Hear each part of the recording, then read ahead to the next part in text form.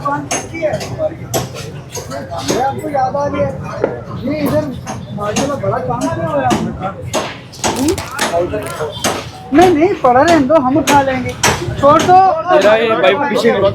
छोड़ दो, आप समझे उठाएंगे ना, ये हमारी प्रॉपर्टी होगी। देखो ये जमीन हमारी है, ये सरकार की ज़मीन है। तो हमारी जमीन पे चीज पड़ी हमारी, आपकी जमीन में चीज पड़ी, आप ठीक हो गया ना? ये उठा लो यार, ये जब्त कर लो, ये भी जब्त कर लो। सर देखिए फुटपाथ सारा कवर किया हुआ है इन्होंने, पीछे से बंद किया हुआ फुटपाथ।